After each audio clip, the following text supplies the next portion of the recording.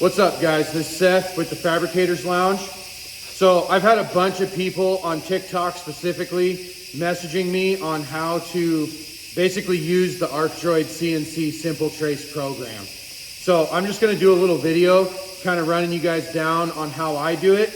I'm not gonna show you how I lay everything out. You guys can figure that out on your own based on whatever you're building. But the first thing that I do is I take a framing square, and this steel is icy. It's first thing in the morning, but this should work. So the first thing I do is I'll take a framing square, and even if I'm making a small part, I'm still just gonna trace the whole framing square with soapstone. Slipped up a little bit there, but I'll go ahead and reline it up. This steel is way too icy on that side. So I'm gonna spin it around to where it's not so icy. Okay, so there we go. So I'm gonna go like this, and I'm just gonna trace my framing square.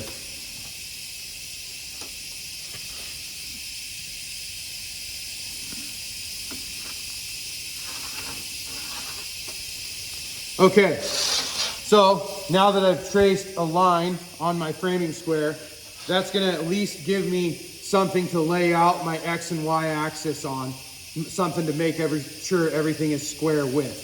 So anyway, I'm gonna go ahead and lay this out, and then I'll show you guys how we cut it on Simple Trace. Okay, so now I've got my piece laid out nice and beautiful, just how I want it. So the first thing you're gonna wanna do before you ever do anything, home the machine. At least when you first turn it on. It'll do its little song and dance, go back to its home position.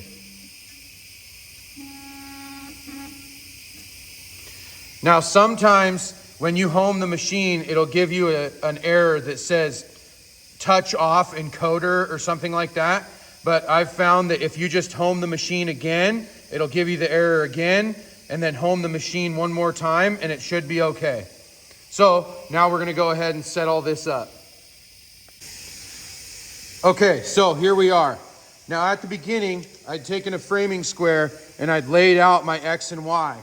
And this is real critical because you're gonna wanna make sure off the base of the machine to your line and off the base of the machine to your line are square, because that's gonna set, if you're cutting rectangles or any other shapes, that's gonna set how square it is on the machine.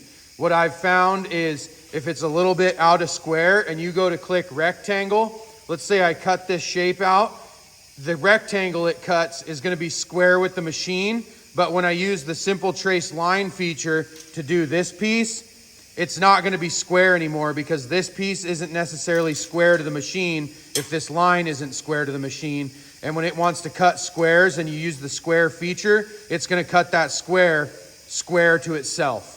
So anyway, we've got the material on the table square. We've got the stylus in. So I'll try and, can't really see the screen too much, but the first thing I'm gonna wanna do is I'm gonna go into trace and I'm gonna go into circles. You always wanna cut your inside shapes first. That way you don't cut the outside shape, the piece drops onto your table and it may shift a little bit, and now it's cutting all the rest of the parts off a square because your piece shifted. So you always wanna do your inside cuts first. So I'm gonna go ahead and come down right to here, find my center, and I'm gonna go ahead and click. And one thing that I didn't know when I first got this machine is the button on the stylus and the button on the little tablet is the same function. So I like to use the button on the tablet. That way I can use my other hand to keep the stylus steady while I click the button. So, and the other thing too is this is not a $25,000 table with a CNC program for your computer. So when you're doing Simple Trace, it's up to you to be accurate. The machine is only gonna cut as accurate as you tell it to. So I went ahead and did my first circle, and I want those holes to be 1/4 of an inch. So I'm gonna set that, and then I want an inside cut. So I want the piece the inside of the circle, I want it to drop. So I'm gonna have it start from the inside, come out and do the circle. So we're gonna do, that'd be a right hand cut, and you'll see on the screen, it shows you with little arrows. So we're good there. I've got a 0.125 lead on a 1/4 inch circle. That's about as small as you can do. So now I'm just gonna go ahead and do that for all 8 of my circles. So right there. And the machine does remember a good chunk of stuff, but every time you click, you just want to verify that all your settings are how you want them. So on that one, I clicked and it went back to center cut, and I want a right cut, so I had to change that. So now we're just going to go ahead and keep clicking. Right hand cut, good. Right hand cut, good. Now I'm going to come over here. Right there. Right hand cut. Good. Right here. Right hand cut.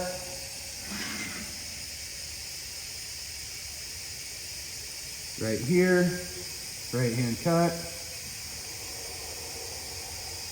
And right here. Right hand cut. Okay, so now I have all my circles. So now I want to do a square. And you off-road guys will probably figure out real quick what I'm doing here. So I'm going to set the center of my square right here. Boom. And I want the square to be 3.300 wide and 3.100 tall. So now, something that I didn't know, and I'll try to zoom in on the screen here. I didn't know this when I first got the machine. So right now, when I click square, it's wanting to set at 0 point right there. So I'm going to click origin and just bump it around until it gets into the center of where I want it, right there.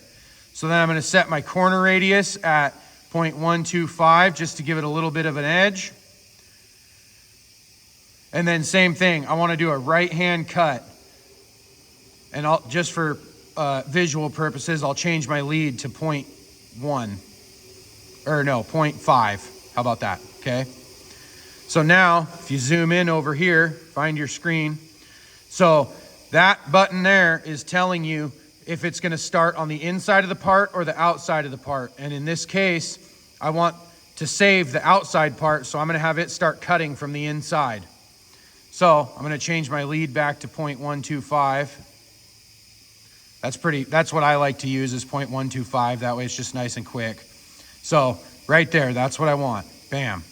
So now I'll come over here, and then I'm going to move my stylus to the center of this square, and I'm going to click OK. So now it's remembering that I want to have my 0 in the center, but it didn't remember that I need to cut on the right-hand side. So I'll change that. Enter. Oh, so now let's say I forgot something. I'm going to click on the part, click on the little edit icon. I'm going to change my quarter radius to 0.125 because it didn't remember that. There we go. So now that's what I've got. And normally I would do all these circles and then the square and all these circles and then the square. That way it's not doing this. But for educational purposes, that's how I did this one. So now that I've got my part, all the holes cut, I'm going to go ahead and go to the point-to-point line feature. So I'm going to start, how about right here? We'll start right there. So actually, I need one more thing. So I'm going to do right here and right here. Then I'm going to go to edit and then open, center cut, good. And then I'm going to go from right here to right there, edit, open, center cut. Okay, so basically that's a bend line. So once this is cut, I can just bend it right by hand and it'll be easy, and I'll just weld the seam. So now I'm going to go back to my point to point, And we're gonna start right here. So I'm gonna go ahead and click, click, click, click. Right, lower it down a little bit. Click, click, click, click, click. Okay, so now you can see what I've got here. So right now I've gone all the way around my piece. I'm gonna go to edit. I'm gonna click open and it's gonna change it to closed. And you can see that line disappear and reappear. So that's basically automatically connecting it back to your last dot. So I wanna do this one with a 1/4 inch lead with an outside cut, which would be a left cut. And I'm gonna zoom in and I'm gonna double check that because sometimes it'll say left cut here, but really it's on the right hand, or it's on the inside. So just double check it. So we're good there. So now I'm just gonna go through and double check everything's how I want it. We're looking good, we're looking good. Okay, so now I'm gonna zoom out, exit, exit, and we're gonna go ahead and cut it. So I'm gonna raise this thing up, take my stylus out, clip in my plasma torch. And if you're curious, I'm running the Hypertherm 65 Sync. This is a really cool plasma cutter. It is a little bit expensive, but it is one of the best. So I've got everything set. Now this icon here, the lightning bolt, is your plasma cutter on off. So if you click run right now with the crossed out, it's just gonna do a dry run. But I've done this enough times, I don't wanna do a dry run. So I'm just gonna turn it on and let her rip.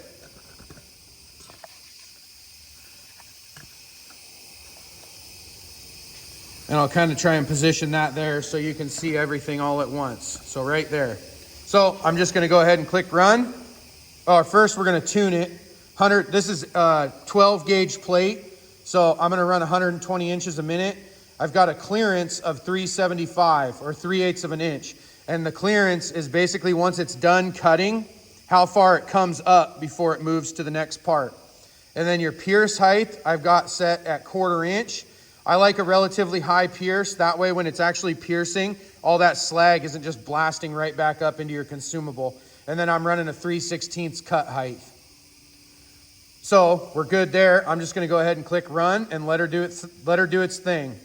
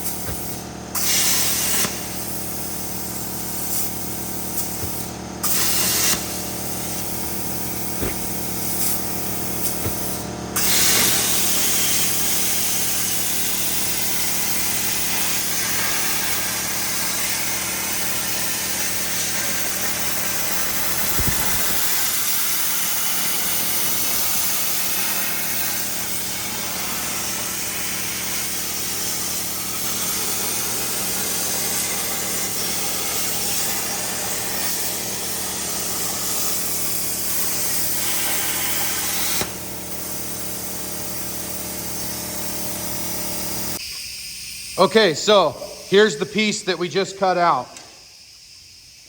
Right here. So basically what I've done, turned out pretty good. So basically what I've done is I've flipped my sheet around and I have found, this is just if you're cutting multiple parts. So I know that this thing is going to start its outline right there. So I've got it on the steel accordingly.